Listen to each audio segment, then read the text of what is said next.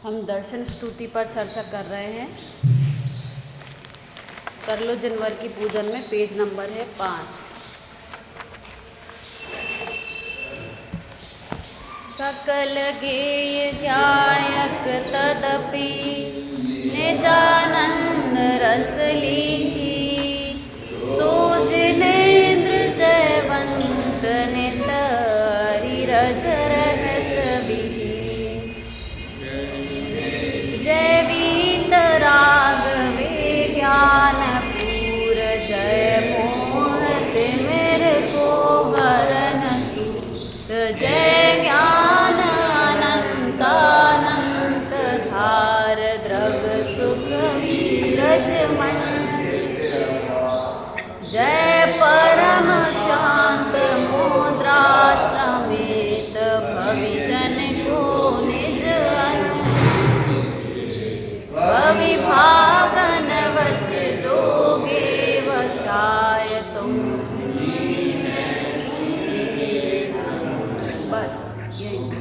बस हमने इन 4 लाइन तक चर्चा कर ली थी।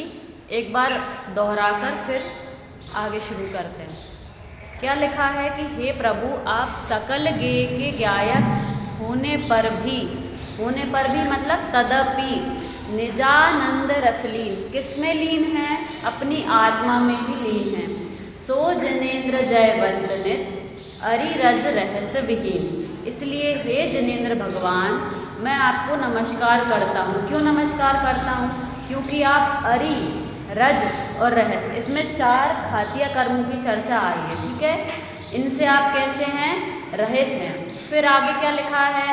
जय वीत राग विज्ञान पूर, जय मोह तिमिर को हरन सूर। हे प्रभु, आप कैसे हो? वीतरागी हो, और विज्ञान मतलब सर्वज्ञ हो। और कैसे हो? आपने किसका नाश कर दिया? मोह रूपी तिमिर का, अंधकार का, मोह रूपी अंधकार का क्या कर दिया है? सूर्य के समान नाश कर दिया। जैसे सूर्य अंधकार को नष्ट करता है, ऐसे आपने उनको नष्ट कर दिया। और आप कैसे हैं? ज्ञान अनंतानंत धार, अनंतानंत ज्ञान के धारी हैं। और कैसे हैं? द्रग सुख वीरज मंडित अपार। अपार शब्द किसको कहता है? अनंत दर्शन अनंत को कहता है। अपार मतलब क्या होता है? अनंत। हाँ, जिसका कोई अंत नहीं है, ऐसे द्रग सुख वीरज से आप मंडित हो। फिर क्या लिखा है? जय परम शांत मुद्रा समेत, भविजन को निज अनुभूति है। हे प्रभु, आपकी शांत मुद्रा को देखकर भवजन क्या कर लेते हैं? अपनी आत्मानुभूति कर लेते हैं। भवि भागन वच जोगे वशाय, तुम धुनि वह सुनि विभ्रम नशाय। और क्या? भव जीवों के भाग्य से जो जिनवाणी खिरी है, उस जिनवाणी से क्या होता है? आपकी धुनि को सुनकर जो अभी तक विभ्रम चल रहा था, मिथ्यात्व चल रहा था, परमेकत्व ममत्व बुद्धि चल रही थी, तो आपने बता दिया भगवान कि ये जो तू कर रहा है ना, एकत्व ममत्व बुद्धि पर में, ये करने लायक नहीं है। ऐसी मिथ्या बुद्धि का नाश भगवान ने किया है। तो विभ्रम का क्या किया है? नाश। समझ में आ गया? विभ्रम नशा है। फिर देखते हैं आगे क्या लिखा था। तुम गुण चिंतत निज पर विवेक, प्रगटे विघटे आपद अनेक। हे प्रभु, आपके गुणों के चिंतन से क्या होता है? निज और पर का विवेक होता है कि क्या मेरा है और क्या पराया है। ऐसा विवेक किसको जागृत होता है? जो सचमुच भगवान के दर्शन करने आया, जो सिर्फ भक्ति में भगवान को रिझाने आया हो, वो भगवान से कुछ नहीं सीख सकता। जो खुद रीझने आया हो ना भगवान से, वो सीख सकता है। जो भगवान को शांति से देखे कि हे प्रभु, आपकी शांत मुद्रा हमें बता रही है। उस दिन अपन ने चर्चा की थी कि 2 तरह के गाइड होते हैं, एक चेतन गाइड और एक अचेतन गाइड। जो चेतन गाइड है वो क्या करता है? अपन ने उदाहरण के माध्यम से देखा था कि अपन को कहीं जाना है, जो कोई व्यक्ति अपने साथ है, वो क्या है? चेतन गाइड है। मतलब वो अपने साथ कब तक रह सकता है? हमेशा वो पूरे रास्ते पर चलेगा क्या? वो तो मात्र अपन को कैसे कर देता है? बता देता है कि इस रास्ते पर चलना है। और अचेतन गाइड क्या होता है? जैसे कि जिनवाणी, या अपन एग्जाम्पल के लिए देखें तो मैप। मैप पे अपन ने डाल दिया, अचेतन गाइड है ना तो वो जो आप डालोगे वो वही रास्ता बताएगा। आपको जाना है इस तरफ और आपने इस तरफ का रास्ता उसमें सर्च कर लिया तो वो रास्ता किस तरफ का बताएगा, इसी तरफ का बताएगा, क्योंकि जो आपने डाला है वो वही बताएगा ना उसमें जो सर्च किया है। ऐसी जिनवाणी में बात तो लिखी है कुछ, और यदि आपके विभ्रम से आपने अपनी मिथ्या बुद्धि से या किसी ने कुछ समझ के कुछ और समझ लिया उसको जिनवाणी की बात को, तो अचेतन गाइड का ये डिसएडवांटेज है कि वो जो लिखा है वो आपको ये नहीं समझाएंगी बैठ के कि तुमने गलत समझ लिया, ये अचेतन गाइड है। लेकिन जो देव और गुरु होते हैं वो क्या, अपन अगर उनके समीप रहेंगे तो अपन को अपनी गलतियाँ भी समझ में आती हैं कि हम क्या गलत समझ रहे हैं क्या सही समझ रहे हैं। तो भगवान के पास आया कोई व्यक्ति, तो भगवान हमको क्या समझा रहे हैं, भगवान की मुद्रा अपन को क्या समझा रही है। अपन भजन पढ़ते हैं ना, निरखो अंग अंग जिनवर के जिनसे झलके शांति अपार, कि अपार शांति यहाँ पे झलक रही है भगवान के पास। बस किसकी कमी है, उस शांति को महसूस करने की कमी है। अपन समझने की कोशिश नहीं कर रहे, ये अपनी गलती है। अपन को दर्शन ही करने नहीं आते अभी, अपन तो भगवान को सुनाने आते हैं। एक बार शांति से बैठ के समझना कि भगवान क्या कह रहे हैं, भगवान की आंखें क्या कह रही हैं, भगवान की आंखें क्या कह रही हैं। भक्ति में आती ना लाइन इसमें निरखो अंग में, लोचन द्वय जिनवर कहे देखा सब संसार, पर दुख में गति चतुर में ध्रुव आत्म तत्व ही सार याते, नासा दृष्टि विराजे जिनवर जल के शांति अपार। ये अपन पता है किसकी चर्चा कर रहे हैं, तुम गुण चिंतत निज पर विवेक। किस प्रकार भव जीव अपना और पराया विवेक कर लेते हैं कि भगवान की आंखें कह रही हैं। देखो मैं आपको पॉइंट्स बताती हूँ कि भगवान की आंखें जो नासाग्र दृष्टि है वो अपन को क्या क्या सिखाती है। नासा दृष्टि को अपन संधि करें तो ना आशा, जिसकी अब कोई आशा नहीं बची हो। भगवान की आंखें अपन को क्या बता रही हैं, जब भी भगवान की आंखें देखें तो अपन को क्या विचार आना चाहिए कि हमको तो जगत के हर एक व्यक्ति से आशा है कि ये कर दे, ये मेरा ऐसा कर दे, या मेरा शरीर मेरे हिसाब से चलने लगे। ऐसी हर एक वस्तु से अपन को, हर एक चीज़ से अपन को अलग अलग आशा है। लेकिन भगवान की आंखें अपन को क्या बता रही हैं कि अब कोई आशा नहीं बची, अब कोई आशा नहीं है भगवान को। तो अपन अपनी ऐसा कैसा मिलान करना कि अपन क्या सोच रहे हैं और भगवान क्या बता रहे हैं, ऐसा विवेक करना। पहला पॉइंट क्या देखा अपन ने कि अब कोई आशा नहीं बची। भगवान की आंखें क्या बता रही हैं, नींद आ रही है सबको, सोना नहीं है, आँख खोल के देखना है। भगवान की आंखें क्या बता रही हैं कि अब कोई आशा नहीं बची। दूसरा पॉइंट कि भगवान की आंखें बता रही हैं कि अंदर भी पूरा भगवान है, और जो सामने है ना, जो जीव या सभी द्रव्य शुद्ध पवित्र हैं, अपनी अपनी स्वचतुष्टय में विराजमान है। दूसरा पॉइंट भगवान अपन को बता रहे हैं। पहला कौन सा था,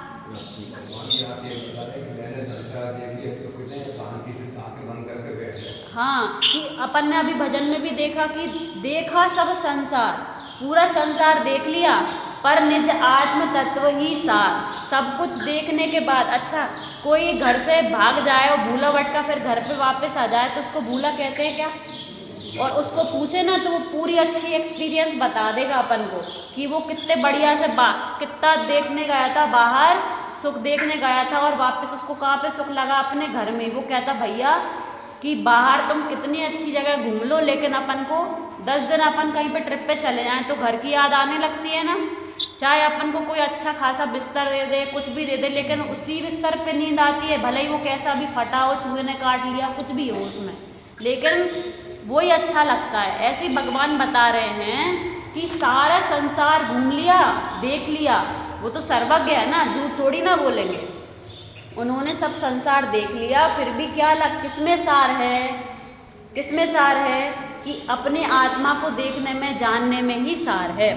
फिर क्या बता रहे हैं, भगवान ये बता रहे हैं कि ये जो आँखें हैं ना, ये मैंने ना तो बंद करी हैं ना खोल रखी हैं, क्योंकि नासाग्र दृष्टि रखी है, क्योंकि ये इंद्रियां भरोसे करने लायक नहीं हैं। इन आँखों से तुम देख रहे हो ना, ये इंद्रियां कब तक चलेंगी? ये भरोसा करने लायक है क्या? या इन आँखों से मुझे ज्ञान हो रहा है क्या? ये तो केवल कुछ समय के लिए अपन को मिली हैं। तो ये इंद्रियां किसके लिए नहीं है? भरोसा करने जैसी नहीं है। इसलिए ज्ञान दृष्टि से देख प्रभु। बड़े पंडित जी की स्तुति है ना, उसमें एक लाइन है, ये भूल गई मैं, उसमें बस इतना सा याद आ रहा है कि ज्ञान दृष्टि से देख प्रभु। तू जो बाहर देख रहा है ना, ये देखने से कुछ नहीं होने वाला। संसार में सुख अपन ढूंढ रहे हैं, इसमें कुछ नहीं होने वाला। किससे देखो? ज्ञान दृष्टि से देखो। इन इंद्रियों से देखने से कुछ नहीं होना। इंद्रियों से देखोगे तो क्या दिखेगा? बाहर का ही दिखेगा। जो तेरा स्वभाव नहीं है वो ही दिखेगा, और जो सच्चा नहीं है वो ही दिखेगा। अपन को बाहर आंखें खोलने से क्या दिखाई दे रहा है? पर दिखाई दे रहा है या अपनी आत्मा दिखाई दे रही है? पर दिखाई दे रहा है। तो भगवान की आंखें बता रही कि इंद्रियां भरोसे करने लायक नहीं हैं। और भगवान पता है क्या बता रहे हैं कि जब कोई अपने पास आता है और कोई अपन को अच्छा लगता है तो अपन उसको कैसे देखते हैं? बड़ी अच्छे से देखते हैं। कोई पसंद हो अपन को, या कहें कि जिसने अपने अनुकूल काम कर दिया हो, तो अपन उससे कैसे बात करते हैं? आँख से आँख मिला के करते हैं। और अगर अपन ने किसी को कुछ काम की कहा हो और उसने वैसा नहीं किया हो, बल्कि उसका विपरीत किया हो, तो अपन कैसे बात करते हैं? वो उधर बोल रहा है और अपन कैसे देखते हैं? इस तरफ देख के, उसकी तरफ आँख भी नहीं मिलाते। तो भगवान अपन से आँख क्यों नहीं मिला रहे? कि कह रहे हैं कि रोज आता है, बोलता है मैंने गलती की है, फिर वहीं आ जाता है, फिर घर पे जाता है, फिर वही काम करता है। अब तो मेरे को फूटी आँख भी नहीं सुहा रहे। तो क्यों नहीं सुहा रहा है? क्योंकि बार बार वही बात आके कहता है और फिर घर पे जाके वही करता है। तो तुझे करना तो अपनी मर्जी का ही है ना। तो भगवान ये बता रहे, देखे तो अपन सीखें उनसे वो क्या कह रहे हैं। कि नासाग्र दृष्टि भगवान ने क्यों कर ली? कि जगत में कुछ भी सार नहीं है। सार कहाँ पर है? अपनी आत्मा में ही है। और आंखें बंद करना किसका प्रतीक होता है? प्रमाद का प्रतीक होता है। किसका प्रतीक होता है? प्रमाद का प्रतीक होता है। इसलिए भी आंखें भगवान की बंद नहीं हैं। और एक और कारण क्या है कि भगवान की आंखें टिमकार रहित होती हैं। किससे रहित होती हैं? झपक। टिमकार मतलब झपकना। तो जब कोई अपन को ऐसे डराता है तो अपनी आंखें झपक जाती है ना। तो भगवान की आंखें टिमकार रहे थे, मतलब अब उनके सारे भय चले गए। ये भी एक भगवान की आंखें अपन को बता रही हैं। तो समझ में भगवान की नासाग्र दृष्टि क्या क्या बता रही है कि अब जगत से कोई भी आशा नहीं बची। ये इंद्रियां कुछ काम की नहीं है। ज्ञान दृष्टि से देखोगे तो तुम्हारा भला होगा, नहीं तो नहीं होने वाला। और क्या कह रही हैं भगवान की आंखें कि तुम बार बार जाते हो, यहाँ आके कहते हो कि संसार में सुख नहीं है, और घर जाके वही सुख लगने लगता है तुमको। तो अब तुम मेरे को फूटी आँख भी नहीं सुहा रहे। अगर तुमको मेरे जैसा बनना है तो कैसे वही पंथ अपनाना पड़ेगा जो हमने अपनाया है। हमको लगता तो है भगवान सुखी हैं, लेकिन वैसा हमको श्रद्धा नहीं है कि भगवान सुखी हैं। एक उदाहरण देखते हैं। तुलसीदास जी थे ना, उनको उनकी पत्नी बहुत प्रिय थी। एक बार वो कहाँ चली गई? मायके चली गई। तो अभी जैसे अपने गाड़ियाँ चलती हैं ना, ऐसी गाड़ियाँ नहीं चलती थी। तो बेचारे बड़े विचार करके पहले सोचा कि जाऊँ कि नहीं जाऊँ, लोग क्या कहेंगे। बड़ी मुश्किल से गए। ठीक है, अब गए, अब रात थी, आगे रास्ते से नहीं जा सकते थे, तो कहाँ से गए? पीछे के रास्ते से। ठीक है, अब उनकी पत्नी ने देखा, रही आ गए पीछे से क्यों? चोर हो क्या? अरे नहीं, अच्छा नहीं लगता, सब क्या कहेंगे। तो उनने कहा चलो आ जाओ अंदर। तो उनकी पत्नी ने पता क्या कहा उनसे कि जैसी प्रीति तुम मुझसे कर रहे हो ना, ऐसी प्रीति अगर राम से करते तो तुम इतने आकुल व्याकुल नहीं होते। तो उस समय उनको उनकी बात इतनी अच्छी लगी कि फिर वो सब मोह माया छोड़ के चले गए। तो ऐसे भगवान अपन से कह रहे हैं कि जैसी प्रीति तुम संसार से कर रहे हो, वैसी किससे कर ले? अपने आप से कर ले। तो ये देखना समझना है। ये भले ही मूक हैं, लेकिन मूक होते हुए भी अपन को क्या कह रहे हैं? पूरा स्वरूप बता रहे हैं संसार का, कि संसार का स्वरूप क्या है। भगवान के चरण क्या कह रहे हैं कि सारा संसार घूम लिया लेकिन कहीं पर सार नहीं है, इसलिए भगवान कैसे बैठे हैं? पद्मासन बैठे हैं। अच्छा, कोई खड़ा व्यक्ति हो, ठीक है, और कोई बैठा हो, तो कौन जल्दी से दौड़ के आएगा कुछ काम करेंगे तो, कुछ काम के लिए? जो खड़ा है ना वो। लेकिन भगवान ने पालती बना ली, गांठ बांध ली अब कि अब कुछ काम बाकी नहीं है, तो अब वो आलती पालती मार के अच्छे से बैठ गए, अब कोई कुछ करना बाकी नहीं है। हस्त युगल जिनवर कहें पर का करता हो। तुम जगत के हर एक कार्य का कर्ता अपने आप को मान रहे हो, लेकिन भगवान क्या बता रहे हैं कि मैंने हाथ पे हाथ रख ली। क्यों? क्योंकि मैं पर का करता ही नहीं हूँ ना। विकल्प तुम कितने भी कर लो, लेकिन वो काम कर पाएंगे क्या जो आपने विकल्प किए हैं? विकल्प तो व्यर्थ के हैं, सब काम स्वतंत्र हो रहा है। अपन वो भजन पढ़ते हैं ना, सुनते हैं संजीव जी का, स्वयमेव इस जगत का सब काम हो रहा है, स्वयमेव इस जगत का सब काम हो रहा है। आगे लाइन क्या है? हमको भी धीरे धीरे श्रद्धान हो रहा है। देखो, कहीं पर जाना हो, जैसे इस तरफ जाना है और अपन चल रहे हैं इस तरफ, जिस समय समझ में आ गया कि ये गलत रास्ता है तो अपन किस तरफ जाएंगे? सही रास्ते पे जाएंगे। तो सही रास्ते पे भले ही तेज नहीं चल पाओ, धीरे धीरे चलो, लेकिन कभी ना कभी मंजिल पे आदमी पहुंच ही जाएगा। तो भजन बता रहा है कि धीरे धीरे करो श्रद्धान, लेकिन श्रद्धान क्या करो? सही श्रद्धान करो कि स्वयं में इस जगत का सब काम हो रहा है। जिस समय आकुल व्याकुल परिणाम अपने हों कि मैंने ये किया, मैंने ये किया, या उसने मेरे हिसाब से नहीं किया, तो उस समय क्या विचार करना? केवल इतनी भजन की लाइन याद रख लो कि स्वयं में इस जगत का सब काम हो रहा है। अपना कुछ बुरा भी हुआ तो किसी ने किया या अपने आप हुआ? मुश्किल है समझना, क्योंकि आंखों से तो वो आदमी अपन को बुरा करता दिख रहा है, लेकिन उसके पीछे जैसे कठपुतली का खेल देखते हैं तो अपन को वो कठपुतली डांस करती हुई दिख रही है, लेकिन अगर वो आदमी वो धागे तोड़ दे, काट दे, तो फिर वो करेगी क्या? ऐसे ही वो जो आदमी अपन को अपना बुरा करता हुआ दिख रहा है, उसके पीछे तुम्हारे कर्मों की धागे हैं। उन कर्मों को तुमको तोड़ना है, तुमको वो धागे, अपन को धागे नहीं दिखाई देते। जब कोई कठपुतली का वो करता है ना, बहुत गौर से कोई देखे तो दिखाई देते हैं, नहीं तो अपन को लगता है यही कर रही है कठपुतली। तो ऐसे ही अपन को कोई अपना कोई बुरा करता है, कोई अपन को कुछ कह रहा है, तो अपन को वो कर्म नहीं दिखाई दे रहा है, क्योंकि अभी अपन ने वैसा विचार नहीं किया बैठ के कि इसके पीछे धागे कौन से काम कर रहे हैं। तो विचार करने पर जब अपन उस समय, जिस समय अपने आकुल व्याकुल परिणाम हो, उस समय ऐसा विचार करना चाहिए कि मेरे ही कर्म का उदय ऐसा है, तो ये सिर्फ निमित्त मात्र है, तो इसने अपना कुछ बुरा किया है क्या? उस समय ऐसा विचार करने पर क्या आती है? जीव को समता आती है। ऐसी समता रखने से ही अपन कल पढ़ रहे थे ना, उसमें जीव अजीव आश्रव वन संवन निर्जरा मोक्षास तत्वम, कल तत्वार्थ सूत्र की क्लास में चला था कि 7 तत्वों का यही क्रम क्यों है? पहले जीव रखा, फिर अजीव रखा, फिर आश्रव वन, फिर संवन निर्जरा, फिर मोक्ष। यही क्रम क्यों है? क्योंकि सुखी जीव को होना है, और ये जीव एकत्व ममत्व की बुद्धि किस में करता है? अजीव में करता है। तो भूल किसकी है? जीव की भूल है। तो जब ये एकत्व ममत्व की बुद्धि अजीव में करता है तो आश्रव बंध होते हैं, इसलिए जीव अजीव के बाद क्या लिया है? आश्रव बंध लिया है। और जब ये जीव आश्रव बंध ये विचार करेगा कि ये जो ममत्व कर रहा हूँ मैं, ये एकत्व कर रहा हूँ, ये करने लायक नहीं है, तो जब ये बुद्धि टूटेगी तो जो कर्म आ रहे थे अब वो कर्म आएंगे क्या? नहीं आएंगे। तो जब ऐसी बुद्धि टूटने पर अभी आश्रव बंद हो रहे थे, तो अब क्या होने लगेगी? संवर निर्जरा।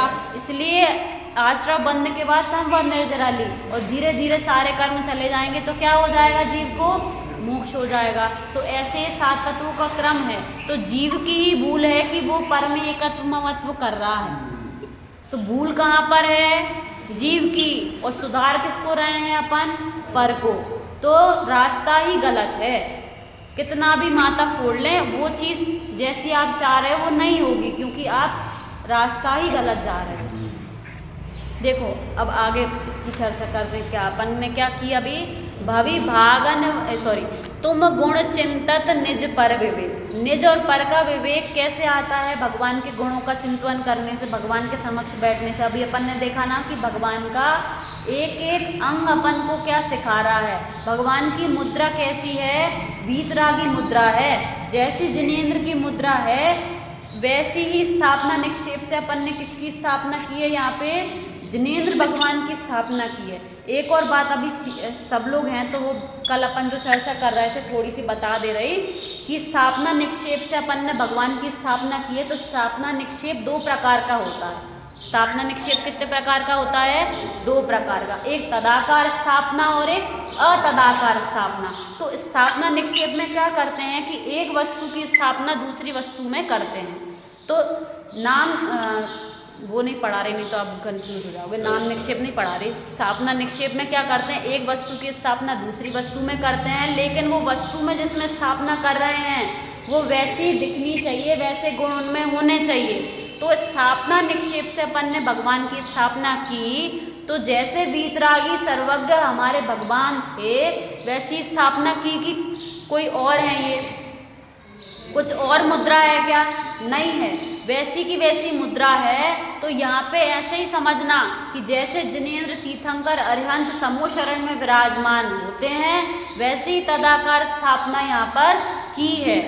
और दूसरी होती है अतदाकार स्थापना। अतदाकार स्थापना मतलब कि जैसे अपन किसी वस्तु की स्थापना जिस वस्तु में कर रहे हैं वो वैसी नहीं दिखाई दे रही पर फिर भी स्थापना कर रहे हैं। जैसे एग्जाम्पल के लिए चेस की गोटियाँ, अपन उसको बोलते हैं घोड़ा हाथी, ये सब बोल रहे हैं, तो वो वैसा है क्या, ऐसा घोड़ा होता है क्या, ऐसा हाथी होता है क्या, नहीं होता। अपनी थाली में दीप रखी है, अपन ने दीप की इसमें क्या की है, स्थापना की, लेकिन ये कौन सी स्थापना है, अतदाकार स्थापना। क्योंकि दीप ऐसा होता है क्या जैसा अपन ने किया है, पुष्प की स्थापना पीले चावलों में की है, तो पुष्प ऐसे होते हैं कि कैसे होते हैं। तो ये जो अपन ने स्थापना की है ये कैसी है, अतदाकार स्थापना। और तदाकार स्थापना क्या होता है कि जैसा भगवान का स्वरूप है वैसी की वैसी स्थापना की है अपन ने। तो वैसा ही भाव अपन को जिन मंदिर में वैसे ही भाव वासना होनी चाहिए। जैसे समूह शरण, सोचो कि समूह शरण में अपन आ गए, बस अंतर इतना है कि वहाँ दिव्य ध्वनि खिरती है और यहाँ पे दिव्य ध्वनि नहीं खिरती। वहाँ पे अपन को कर्ण इंद्रिय से सुनना पड़ेगा कि भगवान क्या कह रहे हैं, लेकिन यहाँ पे किससे सुनना पड़ेगा, चक्षु इंद्रिय से, आंखों से देख के समझना पड़ेगा कि भगवान कैसे हैं। तो हे प्रभु, आपके गुणों का चिंतन करने से क्या होता है, निज पर विवेक प्रगटे। निज और पर का विवेक क्या होता है, प्रकट होता है। और विघटे आपद अनेक आपदाएं क्या हो जाती हैं, टल जाती हैं। तो इसके लिए भगवान के पास आना, कि भगवान आपके पास आए, तो यहाँ लिखा है ना कि आपदा टल जाएगी, बीमारी आनी होगी तो चली जाएगी, ये नहीं लिखा है यहाँ पे कि हे क्या लिखा, आगे लिखा है ना इस लाइन में कि निज पर विवेक प्रगटे। तो जिसको तुम बीमारी मान रहे हो, निज और पर का विवेक हो गया ना, अब तो तुम शरीर रूप हो क्या, आपदाएं नहीं टलेंगी, जो कर्म का आना होगा वो तो आएगा। और ऐसा भी दिखाई देता है, कई बार अपन कहते हैं कि ज्ञानी जीवों पर अपन को ज़्यादा अभी दिखाई दे रहा है। इसका भी कारण क्या है कि अभी उनको आगामी पर्याय में कहाँ जाना है, देवगति में जाना है ना, तो वहाँ पे असाता का तो उदय नहीं आता, तो अपन को इसी भाव में ज्ञानी जीवों पर ज़्यादा उपसर्ग आदि दिखाई देते हैं। तो अपन क्या कहते हैं कि वो तो इतनी भक्ति करते थे, इतनी पूजन करते थे, फिर भी उनको ऐसे कर्म का उदय आ गया। तो कर्म का उदय टलता है क्या यहाँ पर आकर, कि कर्म का उदय तो आएगा, जैसा आना होगा वैसा आएगा, लेकिन जो जीव है ना उसको क्या हो जाएगा, निज पर विवेक प्रगटे। आपको देख के ये समझ में आ जाएगा कि ये जो शरीर में विपदाएं आ रही हैं, जो पैसे चले गए, चोरी हो गए, या कोई मेरे हिसाब से नहीं चल रहा, तो ये जो है ना, ये सब जिसमें मैं दुखी हो रहा हूँ, ये मैं हूँ क्या, ऐसा निज और पर का विवेक प्रकट हो जाएगा, तो अपने आप आपदाएं टल जाएंगी। तो समझ में आ गया आपदा टले किस प्रकार है। अब नीचे की लाइन की और चर्चा करते हैं। तुम जग भूषण दूषण वियुक्त सब महिमा युक्त विकल्प मुक्त। आप कैसे हो? जग के आभूषण हो और दूषण से वियुक्त हो, सारे दूषण चले गए हैं और सब महिमा युक्त, सारी महिमाओं से युक्त हो। और विकल्प मतलब मोह राग देश आदि विकल्पों से कैसे हो? मुक्त हो। मैं भी भगवान का ऐसा चिंतन करके निज और पर का विवेक प्रकट करूं, ऐसी मंगल भावना से आज की